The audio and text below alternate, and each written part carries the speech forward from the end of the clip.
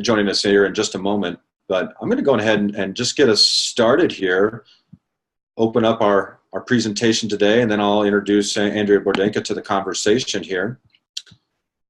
And I know some of you are new, so I just want to, first off, I want to thank everyone, welcome you to the Leadership Circle webinar, and really thank you most specifically for carving out some time out of your schedules.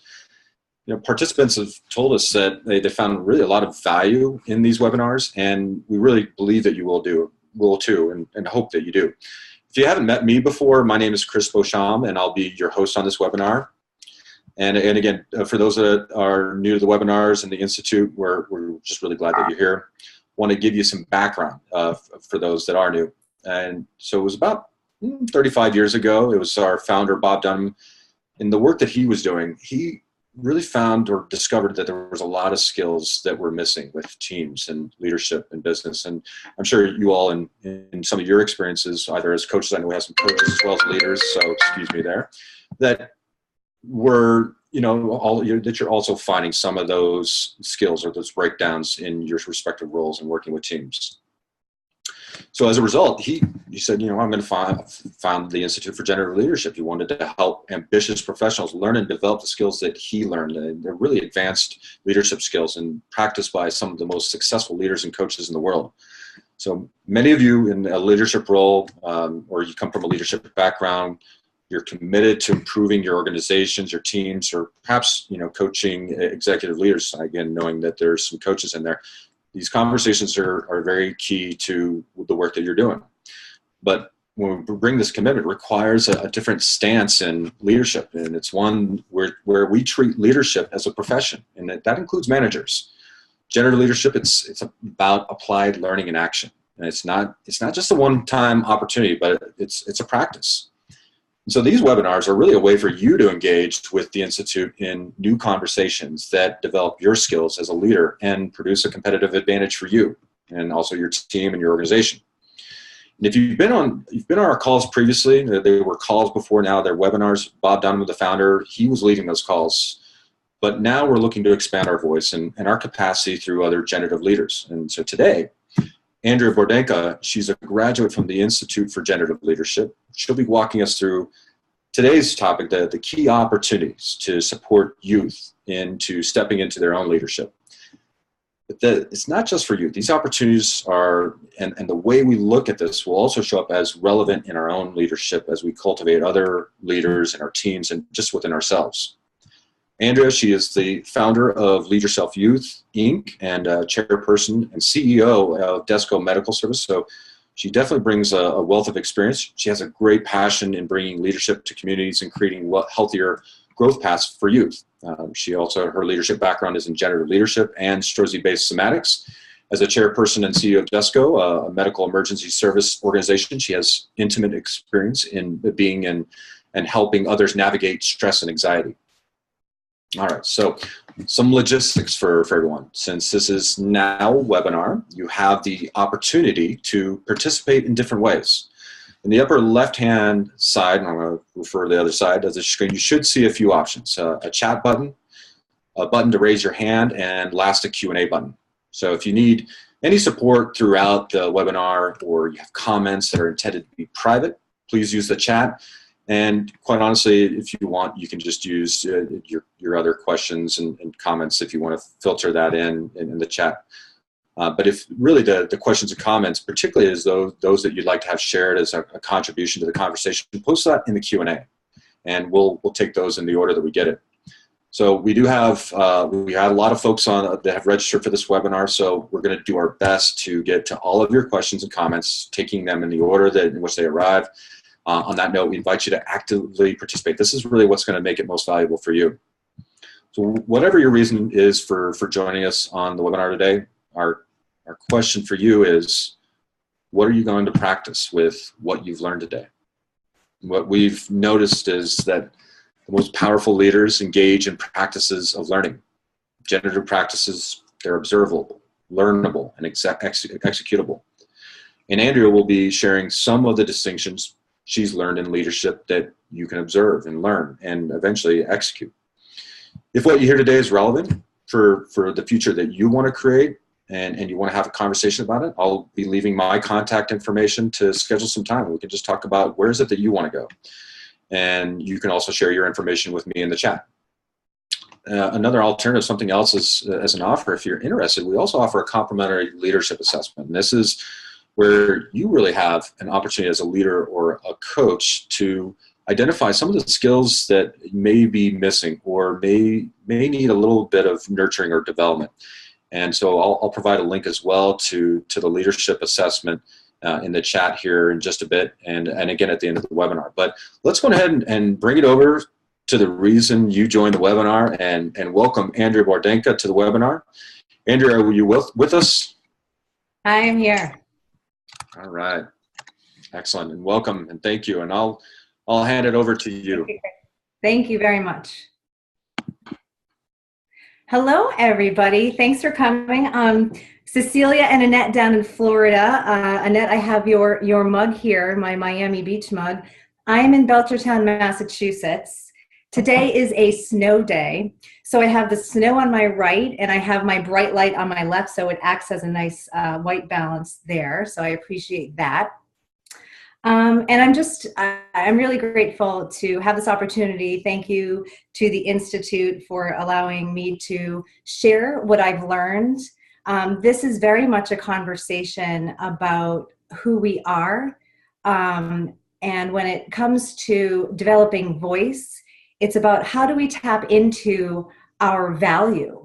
How do we speak, find, cultivate our value and value in youth? So these practices and some of the distinctions that I'll talk about today are things that can be applied to all ages.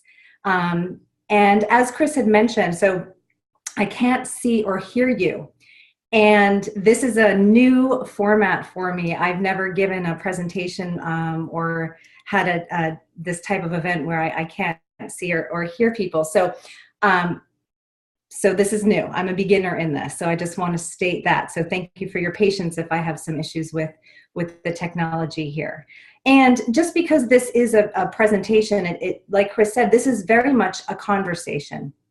So we're in a conversation about how to engage youth in developing leadership and why. Why are we doing this? Because there is no framework for how to develop or cultivate leadership. And so we'll talk about some blind spots, and then we'll talk about some opportunities and some strategies that we can take into our classrooms, into our professional lives, and our personal lives at home. One of the core foundational distinctions that I learned at the Institute, and I've been a part of this community, the Institute community, for just about 20 years now. And so it's really about embodying a leadership presence and defining what that means regardless of external influences. So this conversation about finding voice and developing value is about my voice. It's about our kids' voice, separate from us, separate from what society dictates or what they say. It's about creating that space of meeting kids where they're at so they can emerge into their own. I mean, imagine if Martin Luther King, we just celebrated his birthday. Imagine if he kept his dream to himself. If he just said, you know what, like based on the laws, based on this era that I'm born into, there's inequality, there's an injustice, and it's just the way that it is. So if he didn't speak from his own voice and his own value, we wouldn't have the shifts that we have today because of his good work. And when I first entered the Institute 20 or so years ago, I had this way of seeing the world. So we're going to talk about how we engage in the world, like Chris said, how we observe and how we engage. And what makes it generative is that we have choice in who we want to be and how we want to engage. And one of the conversational distinctions is that all outcomes that we get in life are based on the conversations that we're in. And I'll just say that one more time. All outcomes that we get in life are a result of the conversations that we're in. So if there's dissatisfaction in your life, or if there's something missing there, a place to look is, what conversation am I in? What conversation, what narrative in my own head? What is my own thinking and background?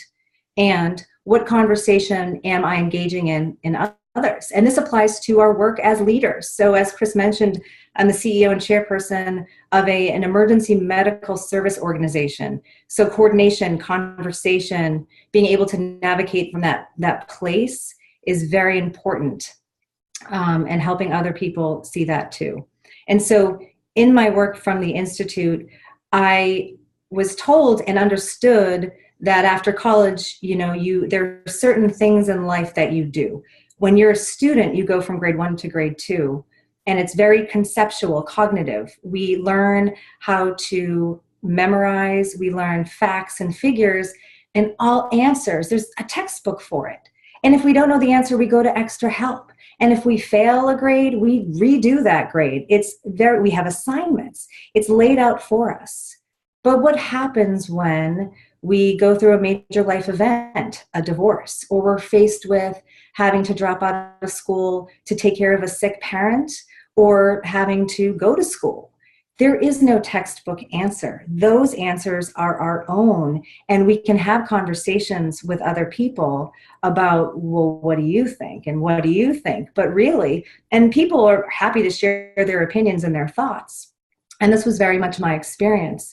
Coming into the Institute, I was a very new leader. I had an opportunity to grow my position at work, but I felt that there was something misaligned there. I didn't know what I was missing, so I wanted more education to develop my leadership skills. And when I entered in, I was on Adderall for focus, to help me focus, and Abilify to help me calm my anxiety down a little bit. And patterns that I was in, I was drinking a lot, and in the morning I was caffeinating up, and really working really hard, because I was told, if you work hard and if you put in long hours, then you'll do well. And I was acknowledged for my hard work. I was given raises, promotions, and bonuses, and that felt good, but it wasn't what I wanted. I was very much caught up on what the external expectation of what a good job is. I was told I was lucky I had a good job. So I felt like, well, what's wrong with me that I don't feel lucky? And I'm so ungrateful. So then that conversation I'm having with myself and that I'm operating from is, there something wrong with me? So this conversation is very much about shifting the conversation about what the external expectations are, and how do we create that space to have the conversation about those when things don't feel right, when there's anxiety, performance anxiety. And so we'll talk a little bit about that. So just so I know that you're still with me here, could you just raise your hand, just click the button? I still can't. Thank you, Natalie. Okay, thank you. I can't see or hear you.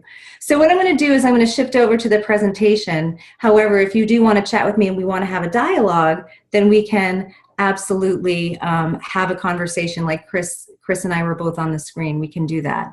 So I'm going to now share my screen, and I'm going to speak this as I do this out loud, because again, this is my first time. Let me put this in presentation mode. Okay. So giving a voice to youth developing leaders. So why are we in this conversation? It's because we don't have a framework for how to develop and cultivate leadership skills. And so there are some blind spots, and we're going to talk about that today. And with blind spots, now that we're aware that there are blind spots, we can shed some light and illuminate them and create opportunities.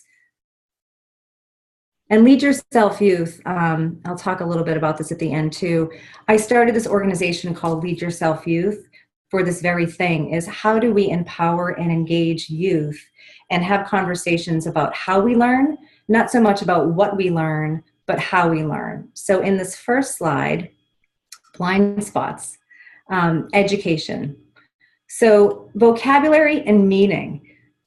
What we focus on in traditional education is how we think. And there's not a real lot of attention, if any, to the rest of our bodies. So how we think and how we learn, neuroscience tells us, study after study, is that it's all connected. And so we're connected to our whole nervous system, and how we interpret certain events and how we filter and see the world is very much it's very much an individual experience. So we're going to talk about the different ways that we observe, and then have some distinctions in how to have choice and how to respond to certain situations. So when we're talking about traditional education and concepts and cognitive, the distinction at the Institute and Lead Yourself Youth is that it's a whole body experience. Learning is a whole body experience. So this is an opportunity either for a chat or to raise your hand. I'm going to ask a question here is, have you ever studied so hard for something or prepared for something and you knew that content cold, right? You knew it backwards and forwards. And then when you went to go present it in front of people, it seemed to have just gone away, all that information that you had. Has anyone had that experience of just absolutely, Jess has experienced that? Yeah, excellent. And so what's happening there is that, why is it that some people can get up in front of a room, or some people can take a test and do just fine? That's our nervous system kicking in. So we are shaped very much by our environment and by situations around us. So we have certain predispositions to how we are born, what we're born into, but a lot of how we're shaped and conditioned is based on the environment around us. And so when we go into the situation where we're presenting and we freeze, our nervous system, say all the information is gone and we freeze. When a student is going to take a test and all of a sudden all the information is gone because they panic, what happens is because we're so smart. Our education focuses so much on the cognitive and the concept in our thinking brain that we ignore and override any sensations, any physiology, anything that is signaling to us that there's some kind of anxiety or some kind of worry or fear, any emotion. And so what we do is we push through it, or we don't, or we totally just, we don't perform well. And so a lot of educators I work with and students I work with have the specialized programs, the IEPs, where in school they don't have timed tests. And once the pressure of the time is gone and they know the content, it's that pressure, it's that external pressure. So there are real opportunities in our classrooms to have conversations about what shows up for you. So in this learning, when there's stress or anxiety, it's how to have a conversation where it's a learning conversation. So the focus isn't just on the content, but it's about the whole body learning experience, so you can set up a community of learners and supporting each other. So we'll talk a little bit about that in a minute. So vocabulary and meaning. When I had mentioned that we have these textbooks where we are pointed to the right answer. And then in life, there are certain things that aren't right or wrong. They're based on our own standards, so being able to speak from that point. So it's a real opportunity for us as adults and leaders to shift the conversation to, we have the vocabulary lists that kids study in school. And there's a very specific meaning for specific words. But when we're talking about generative, we're talking about if conversations are based, the results that we get are based on the conversations we're in. What is this around meaning, and how do we use words and language in a different way? And I'll give you an example here. When I talk to adults, whether they're educators or parents, or leaders, talking about what is your main concern and care when it comes to kids. The themes are, I want my kids to be successful, my students to be successful or happy, successful or happy. And when I talk to kids or students and I say, what is your main concern? What do you care about? What matters to you right now? They'll say that there is fear of disappointment. or that they don't feel like they're living up to adults' expectations. Those are the two main things that I hear. So my question, and then this is an opportunity for a chat as well, is what is the missing piece? So if I'm asking adults and educators, and this is like a genuine thing, man, like people are concerned, they're talking to me and asking for my help, please, how can we help our students? We're really concerned about the prevalence of anxiety that's increasing in our classrooms. We're really concerned about the pressures and how do we help them create success?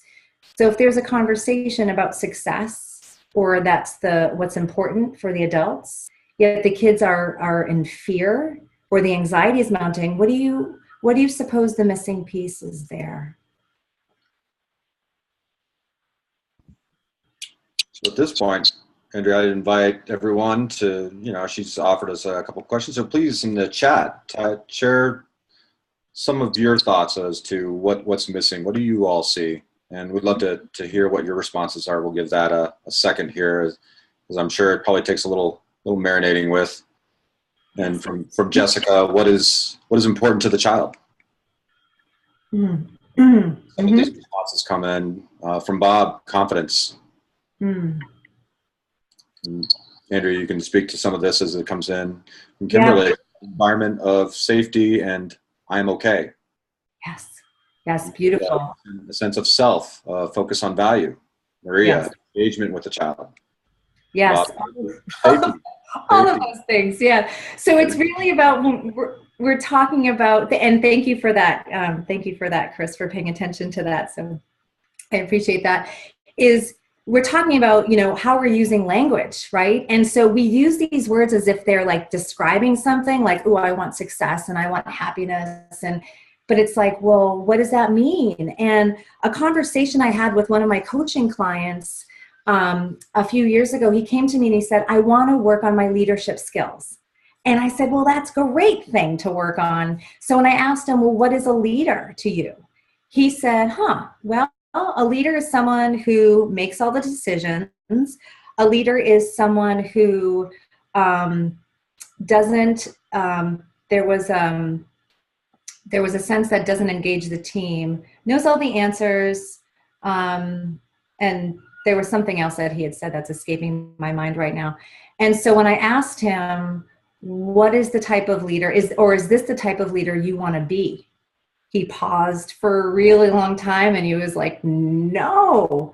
And so over a few sessions, we really talked about, well, what's the type of leader you want to be? Because in this generative conversation that we're in, it's not about like a nifty skill or a concept that we're learning. Like, this is what a leader is. This is the embodiment that I want to be.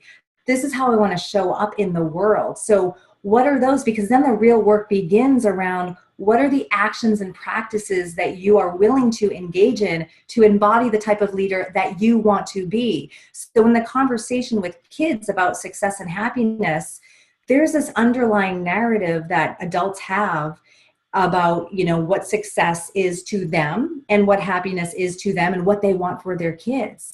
But here's the distinction, is that kids are separate from us. And this goes for leaders too in organizations. Our employees are separate from us. Our staff they're separate from us. So it's really about understanding our kids what is important to them and having a conversation about that. Here's what I see success is. What do you think success is? What do you care about? And so it's shifting the conversation about the conversation. So on the screen, it says right and wrong here. So there's vocabulary meaning, right? There's like just words that we learn in school. And then there's the meanings that we're taught and memorized. But then there's the generative way to use language, which is about, what does success mean? What do you care about? What's important to you? And so a way that this can be applied in classrooms is when you're noticing that there's a student who may be having some behavioral issues or some anxiety, the conversation, and this can be a whole classroom conversation about, hey, let's talk about what happens when anxiety shows up.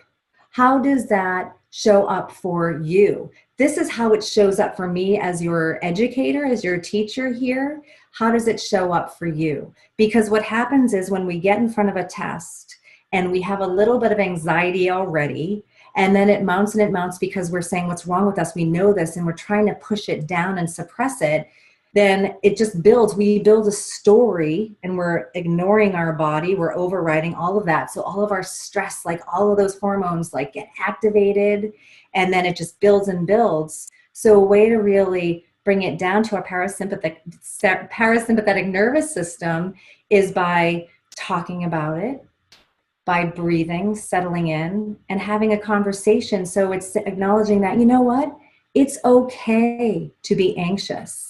When someone says, you know, I feel sad or I feel worried. And for me growing up, I had depression and anxiety.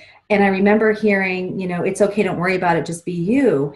And I remember listening to that like, but I don't know how not to worry, or I don't know what it means to be me. Who am I? So really having the conversation about, you know what, like you're worried, that's okay. Tell me about what you're worried about, and creating that space. So this right or wrong in schools, there's this very clear, this is the right way to do things, this is the wrong way to do things. But we can integrate this whole body learning about how our body and our nervous system is engaged into the classroom, shifting the conversation about how we learn and what arises to cultivate that observer. And so people know, oh, this is okay. If there's such an increase in anxiety, which there's a prevalence in anxiety that has surpassed the prevalence of depression. And so the age of kids presenting with anxiety is getting younger and younger. And so what's really the opportunity here, and the irony is, if it's so common, why aren't we talking about that, you know? And this is a place for us to relate and resonate with each other. Like, this is what's showing up for me in my life, and here's how I see it, and what's showing up for you in yours. Are there any questions or anything there? I'll go to the next slide. And so how we see the world, how we see, filter, and experience life in our experience is very different from other people, even a sibling who grew up in the same house. If you've ever noticed, like you've met people and their brother and sister, or their brothers, or even if they're twins, and you say, oh my gosh, you guys are so different. Yeah. So we are influenced by our family dynamic. We're influenced by the communities we live, the neighborhoods we live in, the communities we live in, the churches we go to or not, the schools we go to. All of that shapes us, and how we interpret information is solely our own. And so understanding that as an adult, if I have this story of what success is, and I'll give you an example, and I'm guilty of this. So I could notice my son sitting in front of the TV when I notice it's his day to do the dishes. And I could say, oh, in my head, right? And maybe this is the underlying narrative that I could pay more attention to, but there's this like frustration, like, oh my gosh, you're in front of the TV, like how dare you do the dishes, right? Like, why aren't you doing the dishes? When really this narrative that I have might be, well, I want him to be responsible, and I want him to know that, like, in order to live in this house and to be okay in the world, then you need to collaborate and work well with others. And it's the same thing if he's not doing his homework and he's in front of the TV. Same thing, like, oh my God, do your homework. Why aren't you doing your homework? And so I could tell him, go do your homework. And then he'd go, oh, Mom. And so really my underlying narrative there might be, in order to be a successful person, you need to do well in school, and you need to go to college, and then you need to get a good job. So you really need to like get the discipline to do your homework. And then I could take off with that, and this creates this opposition. And I'm focusing on what I'm seeing and what my concern is, because I've had this 40 plus years of experience, so I know how it works. You know, he's a 16-year-old kid. So maybe he's sitting there, maybe he just had a fight with his girlfriend. Maybe a teacher, you know, he's put on the spot and he didn't know how to deal with it, and he's trying to like work that out in his head. And so where he's at in his life, in his day, is very different from where I'm at in my life, in my day. Maybe I'm in a story of, I have all this work to do. I don't have time for this. Do the dishes. And it's my own stuff. So what's my stuff separate from his? So to shift that conversation, it's to first be aware, which is one of our practices today, is to cultivate and shift the observer, and to develop that voice is to first be aware that we have a choice in it. So if I notice that my son is watching TV, but I notice that he's on dishes today and the dishes are still full in the sink, then I could go over to him, just sit next to him and say, hey, how are you doing today? How was your day? And just open up a conversation. What's going on?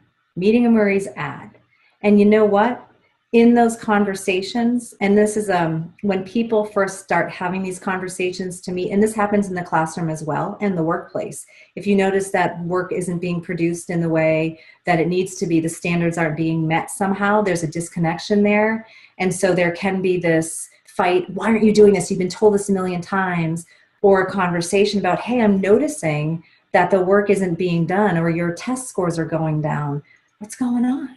And having a conversation about that. And what happens is when that space is created, when you're meeting someone where they're at and you're present and aware, then it opens up this whole new space of connecting in a bigger way. And then it lets people know, kids, adults too, that it's okay to talk about what's going on in their world, and that they have a place, a safe, someone had mentioned safety in the environment, a safe place to be able to speak what is so for them right now. And it's going to be different from what is so for me.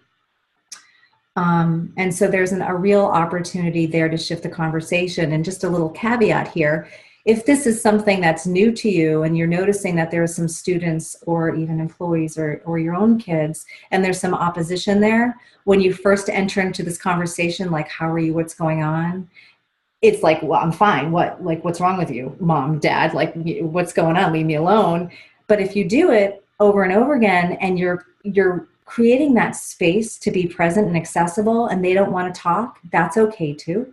Okay, no problem. Just want to make sure that you know that you can come to me and we can have a conversation. And then if you do it recurrently, so one of the practices of embodying leadership and developing voice is recurrence. So in order to create new habits, it's going back into the practices. So it's a part of the embodiment of those practices. It shifts the relationship, and it shifts how we observe and engage in the world. And so let me just pause there for a second. So are you all seeing the relevance of how to shift, or why we're shifting the conversation? And are there any comments or insights or questions there?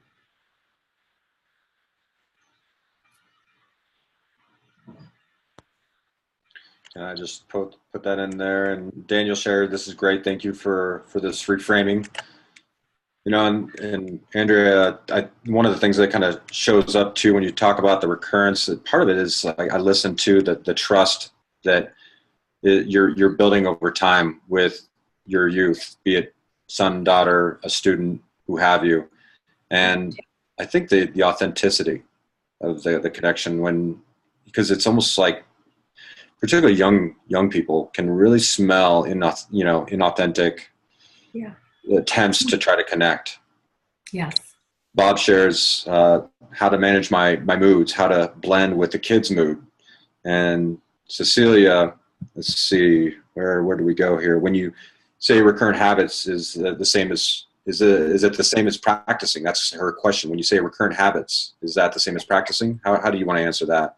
Sure. So recurrence is, yes, it's being aware of what the habits or patterns that we're in, and then to build the new habits is to do it ongoingly. So having recurrence so it's just like when we're learning to drive a car and knowing where to put our hands, and then we get in there, and with recurrent practices, we're able to just get in and drive a car. So the recurrence is the ongoing commitment to the practices, if that makes sense. Does that make sense, Cecilia?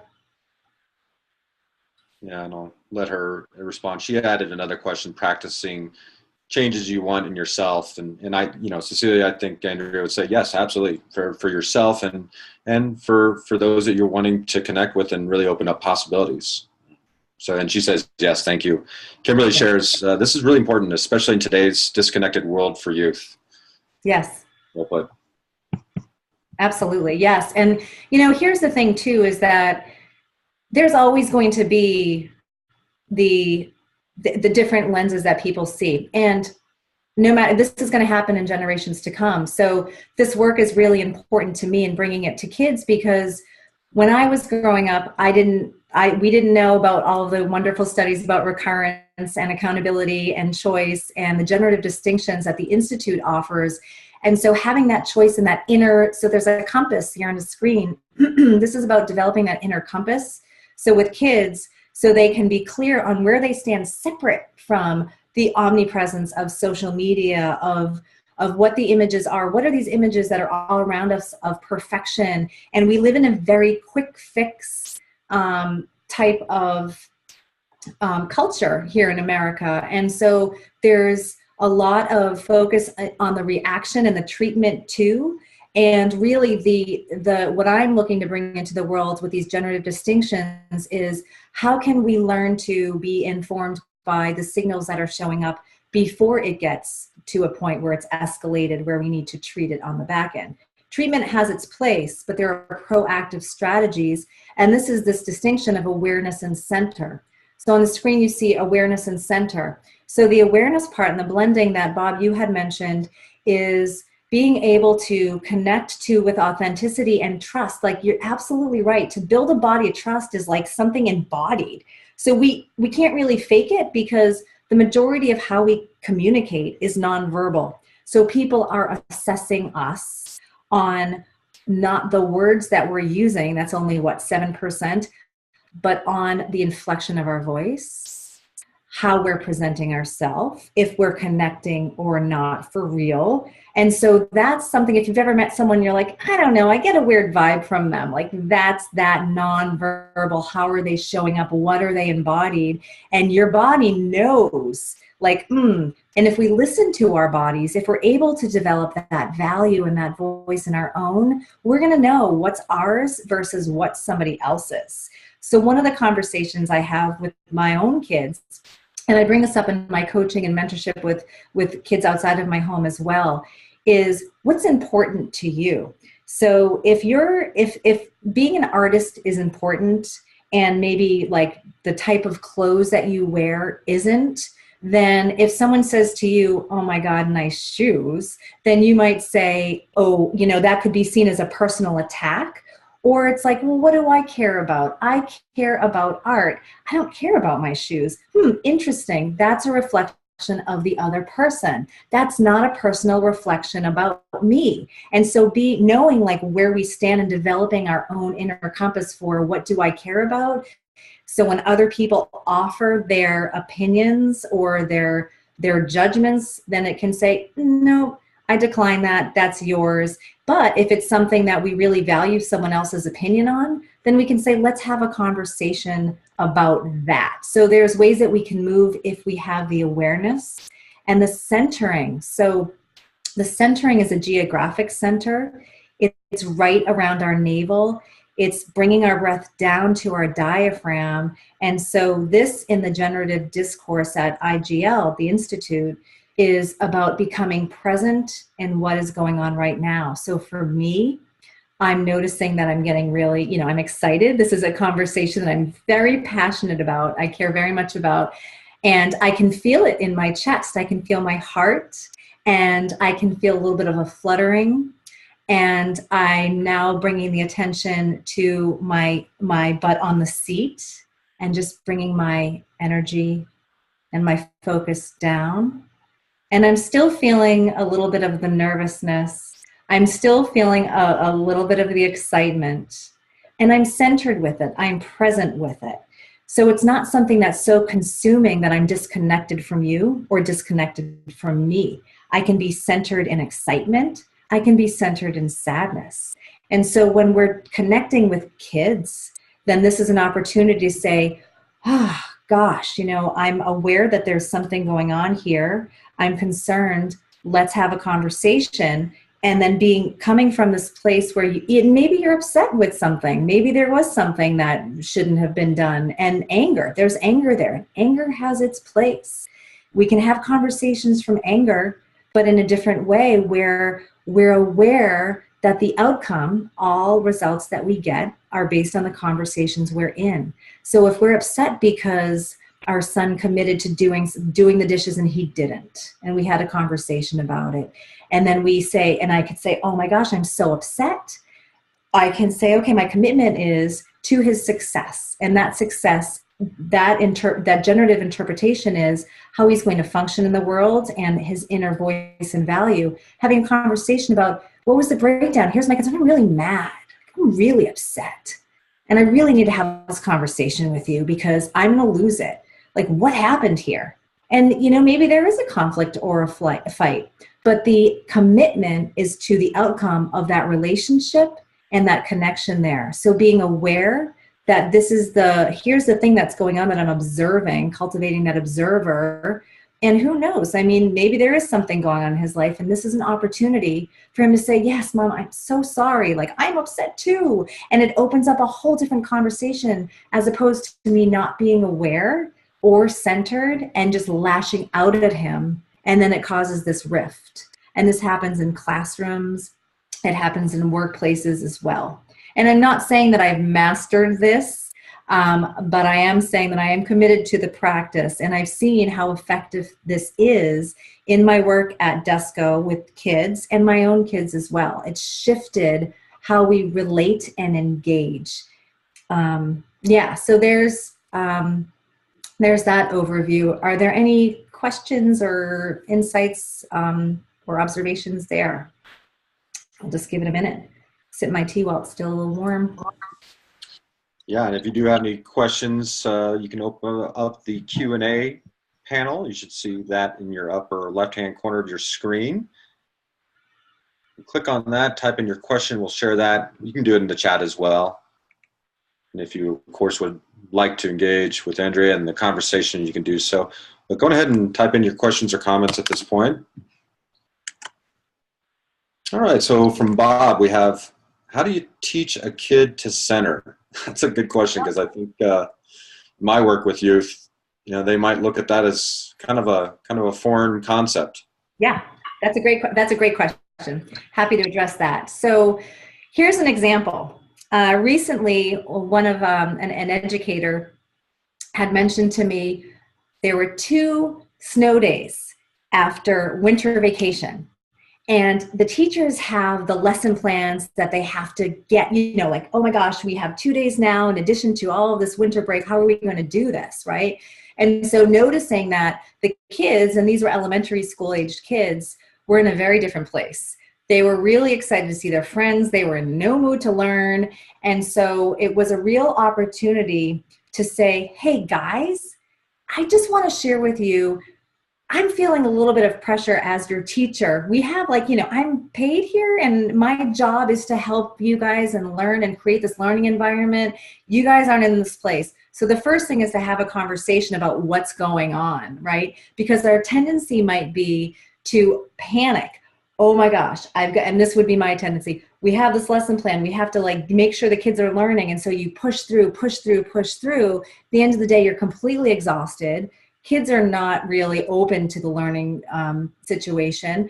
And this is also very true for lower income areas where if kids are coming into a school and they're questioning their safety on the way to the school, setting up this place where there's this ability to center and decompress together is vital. So having a conversation about what's being observed and then shifting it to, you know what, guys, let's take a break here. And for younger kids, it could be, having a conversation about here's how I'm feeling and let's take a breath together, maybe some jumping jacks to get the heart rate up and then playing with bringing the energy down to the ground. Or there's different strategies where you can do some stretches together. There's yoga now in classrooms. So it's really different ways to bring that mindfulness into the body and the centering into the body by shifting and acknowledging the mood and the energy of the room. And then doing a practice together where you're engaged in a conversation, and you don't necessarily have to say, I'm going to teach you to center now. You're doing it for yourself where it's like, oh, this is going to help me, guys.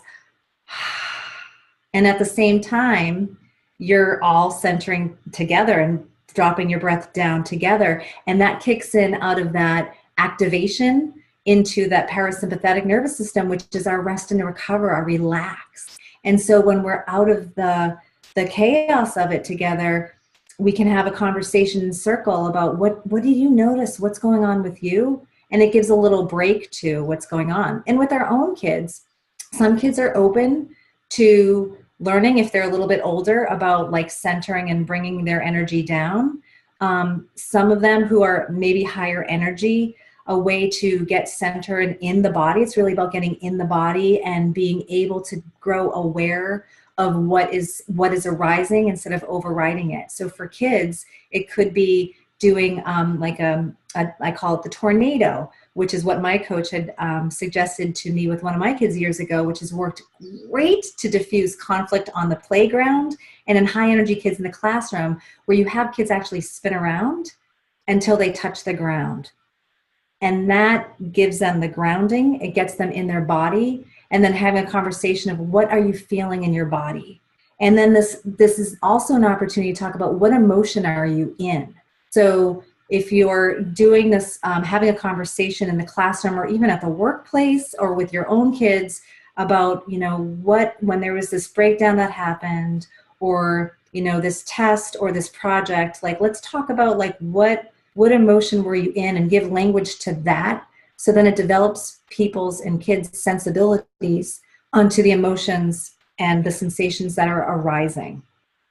So does that help answer the question? And I am, my information will be here too. Consider me your resource. Awesome.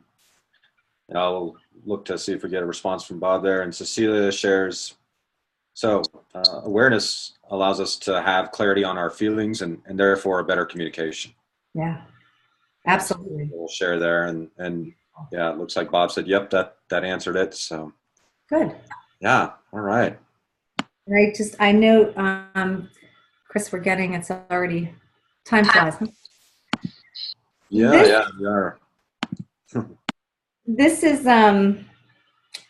so core practice is your awareness. So the awareness creates choice. This is one of the distinctions in the Institute, is that awareness creates choice.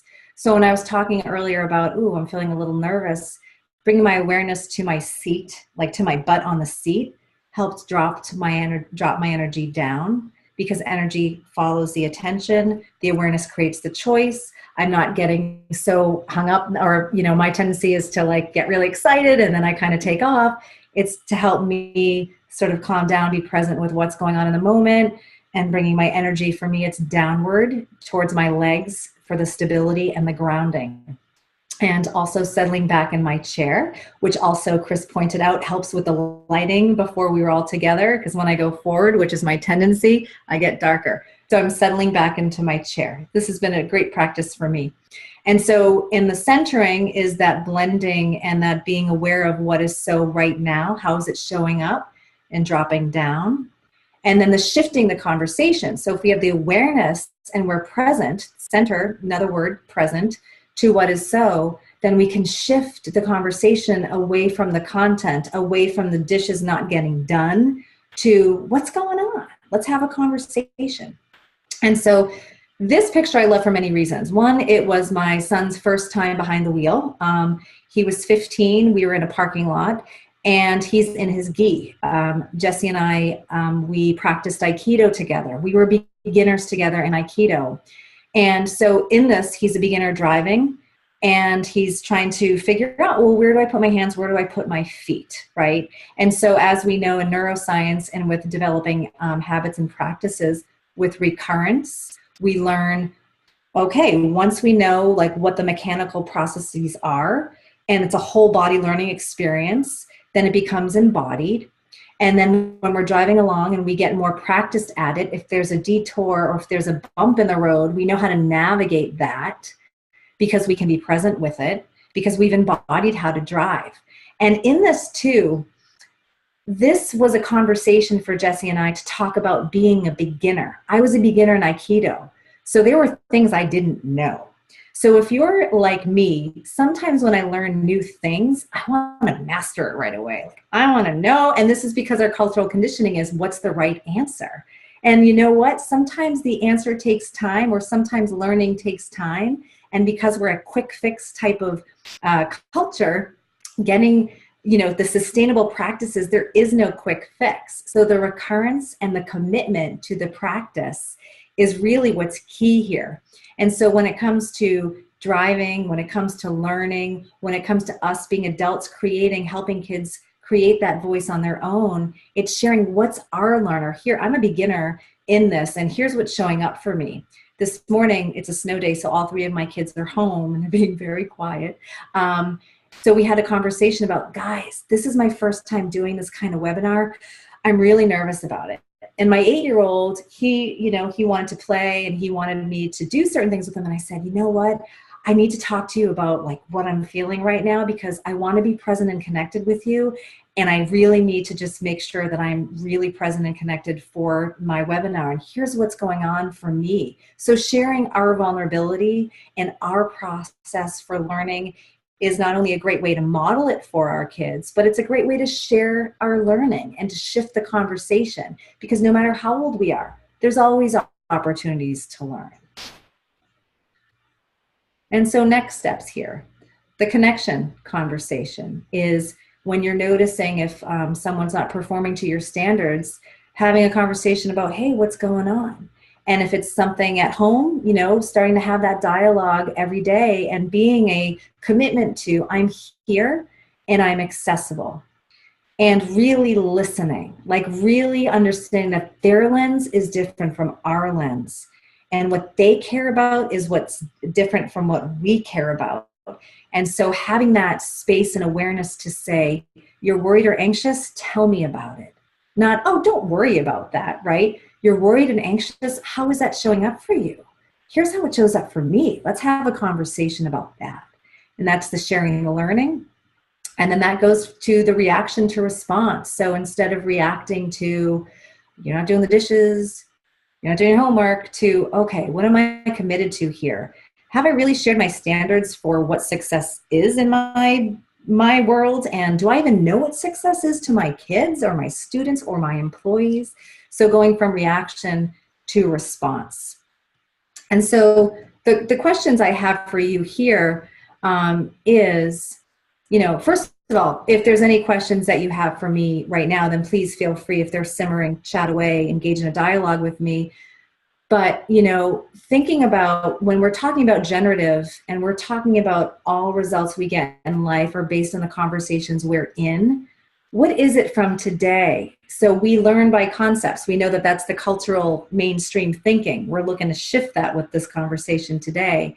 Is like, how do we apply this and embody this? So what is a conversation? What is a practice or action that you can take from today on, either at home, and maybe it's a spouse, maybe it's a kid, maybe it's your parent, or maybe at work? What's a conversation or action that you can engage in differently there, or in your school?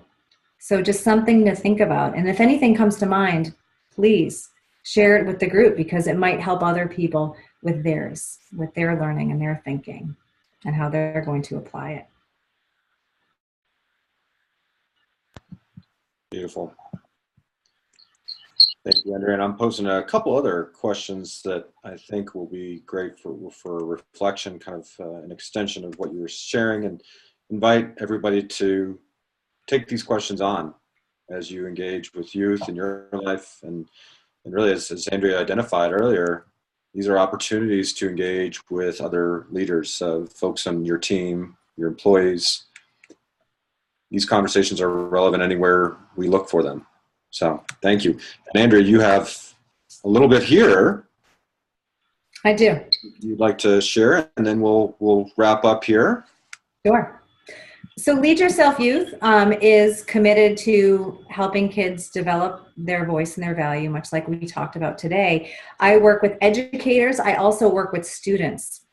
I do professional development programs in school about how we see, how we learn, and how to shape and create that space for voice. So this is something that I'm looking to bring into the educational mainstream school systems. This is my vision with this, is to really bring this whole body learning, how we learn, not just our concepts, but the whole body learning that we talked about today into the mainstream school systems, because then we're going to be cultivating empathetic leaders, present leaders, and proactive, healthy coping strategies in our future leadership. And Desco Medical is my place where we service the medical emergency services and staffing, and we're in 14 states. And so there's a lot of place for me to practice there when stress arises. And so I consider me a resource. I am a program coach at the Institute. I'm a facilitator. I'm really committed to bringing visibility of the Institute into the world. So thank you, Chris, and Natalie too. Thank you for your support in setting this up. And thank you, Bob Dunham, also for your support here. And consider me a resource for all of you guys. Awesome. Thank you so much, Andrea. And I'll just share a couple other responses here that we had. And Great. Danielle has a question here. Danielle, if you can stay on, I'd love to come back to you. We'll just take a few of these other comments and share a few things that are going on with the Institute. Some of the other comments that we had from Kimberly to apply the response mode, even with adults, in example uses. Seems like that was some good learning there from Martha. I appreciate recurrence. I think that's a very key. Also managing moods and blending. Cecilia, just overall great presentation. Thank you for that. And we'll get to a couple of other questions that Danielle, very thoughtful questions. Thank you for that. And anyone else that would like to contribute some questions. And Andrea, if you can stay on, I'd love to have Danielle, I'd love to have your questions answered here. And just to share it, because I know we actually had several folks from the Massachusetts area, and the reason why I highlight that is that at the Institute we're doing some live local events, complementary ways to engage with this type of generative learning, and we're actually our very own Andrea Bordenca is going to be hosting in Massachusetts. So for those of you that are from Massachusetts, if you would type into the chat if you'd be interested in those events, it's just a complimentary way to continue to engage and learning new distinctions. And yeah, she'll be helping that. She's a graduate. She's very masterful in this work. So type in right now to the chat. Jessica, thank you for that. Anyone else that's in the Massachusetts area, we're going West and East Coast. So definitely would like to include you. But also if you happen to be in the DC or on the West Coast in the Bay Area. And if you're interested but not in any one of those three areas, just type in interested. I'll take that down. We'll see what we can do in the future to cultivate more of those conversations there. I mentioned too that we actually have a complimentary assessment, a leadership assessment. You take this yourself, and it's really an opportunity for you to see maybe some of the skills, including some of the distinctions that you were learning today that would be really valuable in elevating your impact, the value that you're producing as a leader, and really how that expands and translates into the value of the company or the organizations you serve, right? So I'm going to go ahead and plug that link in here real quick here. Invite you to take that. With that, we offer a complimentary coaching session. So it's really a great way to take a deeper dive, and it's just about you. So if you have any concerns about being sold, it's not about that. If you're interested in how we might support, we'll leave that up to you. And then we also do have some upcoming workshops here. We'll be in Reston, Virginia, March 22nd through the 25th. I'll be there. Woohoo! Yep, actually, Andrea will be there. She will be co-facilitating with Bob, which will be amazing. So if you enjoyed this, I know you'll enjoy that as well. And we do still have an early bird if that is of interest. I'll post a link in here for everyone here.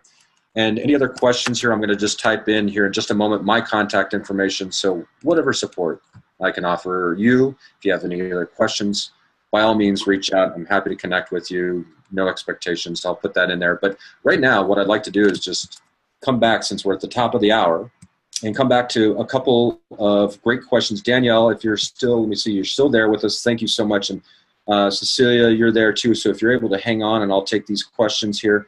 Let's see here.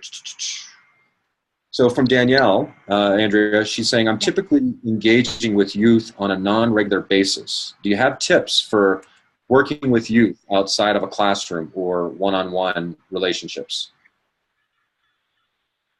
Yeah, I suppose that understanding what the context and what the interaction is. Is there a way that you could give me a little bit more details as to, is there anything specific that you have in mind?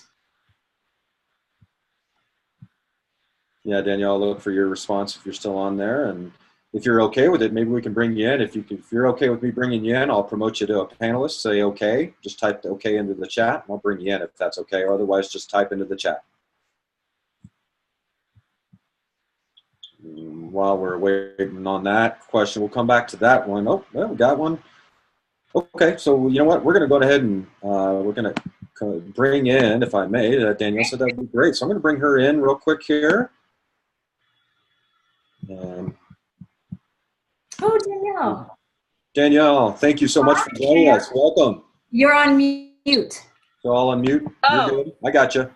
I'm sorry, I'm so glad that you found us at the right time today. Yeah, I was like, oh, wait, what's going on here? Okay.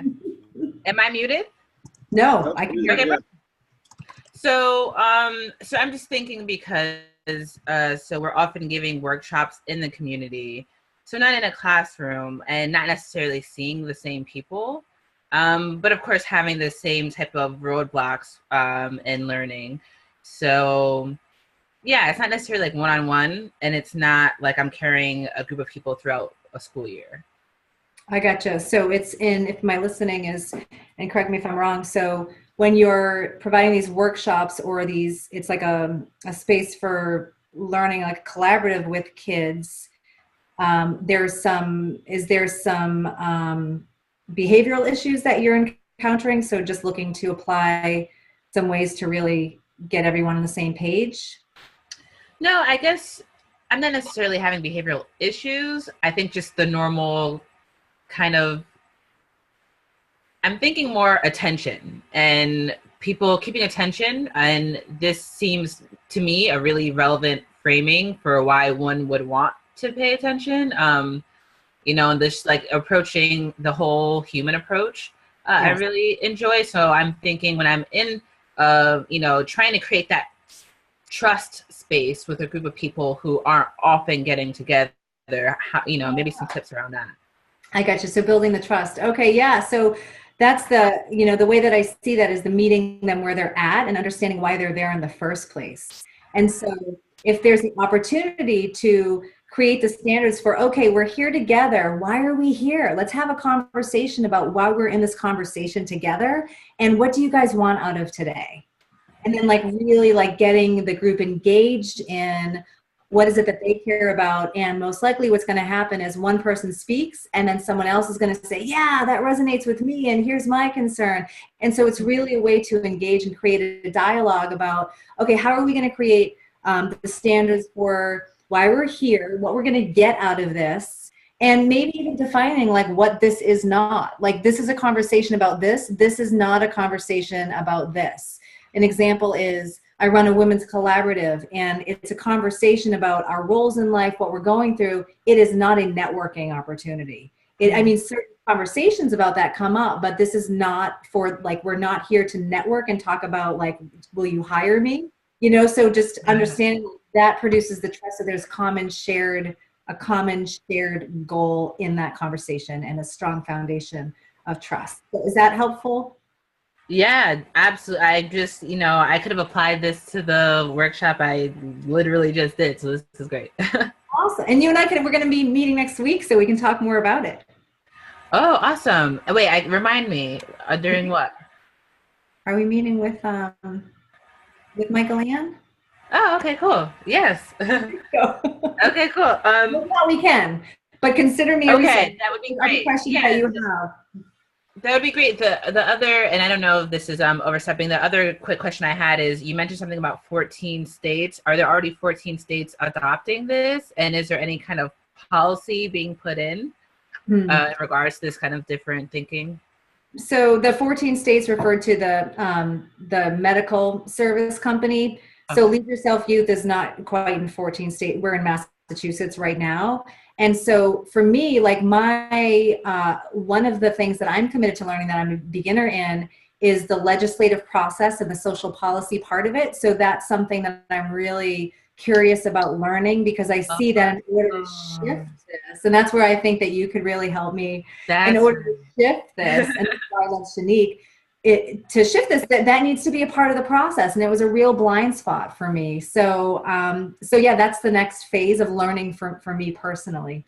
But that's a great question. Thank you. okay. Yes, I'm on board. I remember that now. Okay, that'll be great. Awesome. Okay. Thank you for playing with me here. Thank you for being willing to engage. I appreciate that. Oh yeah, no problem. Thank you. All right. Yeah. Thank you, Danielle. And I'm going to move you back there, Danielle. And Andrew, we do have one more question. I want to make sure I take care of Cecilia. She waited patiently here. She had a question as well. And thank you for staying on, Cecilia. Her question is, do you believe that culture could set a different result to these engagements? Culture could set a different result to these engagements. Are you talking about company culture, or are you talking about our culture, like America, like the culture that we're in? We'll wait for her response. And Cecilia, country culture. Oh, yes. So definitely. One of the distinctions from the Institute is being shaped by and being influenced by our social context. And then it's also like the world we live in now. And so there are certain foundational principles within different political landscapes. And so there's going to be a different mood. There's going to be a different way that people engage. And so it definitely impacts how we engage with others. So yeah, certainly there's definitely influence there on the culture and the world that we live in. Yeah, for sure. Does that answer your question? And I mean, if you think of it like this too, I mean, we're not born any particular way, right? We come with a clean. There are certain predispositions that we have genetically, but we're shaped by where we're born. If we're white, we're black. If we're poor, we're rich. And so then it also, and if we live in the mountains or if we live in a rural place. So all of those things are going to shape us. So then it's also the country we live in. It's also the geography. So all of that shapes who we are and how we engage. Yeah. Perfect. Yeah. And Cecilia responded with a yes and a thank you. So wonderful. Yeah. And I think that looks like we had some great other feedback here, some great responses. A couple of folks interested in the live local events. Again, if you're interested, depending on, regardless of the locations I mentioned, if this is something of interest you'd like to see in your area, just type in interested and we can be happy to connect with you and see what we can create for the future. So yes. If you have any other questions, let's stick on for a couple minutes here. Just want to make sure to take care of everybody in this call, and love to hear your feedback and any other suggestions you have for future topics in leadership and coaching, particularly from the generative perspective. So I'll leave that open here for just another minute. And Andrea, thank you so much for presenting today. Thank you. Really a wonderful conversation that I think is in large not as well acknowledged in the world, and just in my work with youth and Colorado Youth at Risk, I think it's a huge opportunity for us to bring into light and begin to have really youth see the possibilities for themselves. So thank you. Thank you, Chris. Yeah. So got some thank yous, and I'm staying on the line here. I'll stick around here. If you have any other questions, by all means, please type that into the chat or the Q&A. And I see we have some really engaged folks, Andrea. I mean, like people are like, man, you know, it's after the hour, but I know, I wow. appreciate it. That's great. It's the snow. Yeah. So thank you everyone for sticking around. What other questions? What, you know, maybe you can type in and share what really landed for you today. What are you going to take forward in your leadership, or really explore with youth in your life, whether it be a child of yours or a student or otherwise? You can type that into the chat and we can share some of that. But definitely take some questions now for us. See, we still have Cecilia, Ignacio. Ignacio, I remember seeing your name on here before. Irene, thank you again for joining us. Jessica, thank you. Karen, Kimberly, Maria. Maria, definitely appreciate you calling in because I know you're, 8 hours ahead. So thank you for sticking around. I think that's what it is. Yes, Molly, Natalie, thank you all for sticking around. What other questions do you all have? Please share that in the chat or the Q&A, and we can answer those questions. Otherwise, we'll give it just another minute here, and we'll wrap up. Yeah, just some thank yous. So thank you, Irene. Thank you, Cecilia, as well. Love the responses. Molly, Sharon, talking to my daughters and the girls I coach about the way they are experiencing, rather than saying things like "be brave." Yeah. Beautiful. It's okay not to always be brave. Yeah. Yeah. No, that's wonderful share there. So, I think we have our comments, Andrea, and do you have any other closing statements here? Otherwise, I want to just thank you all, everyone, and wonderful session here. We will be hosting our Coaching Excellence webinar next Wednesday with Bob. Bob is actually coming back to host at the same time. So if that is of interest to you, we'll be talking about teams. Make sure you register for that webinar next week. We'd love to have you join there as well. Awesome. All right. Thank you so much, everyone. Have a wonderful rest of your week. Goodbye. Thank you so much. Bye. Thank you.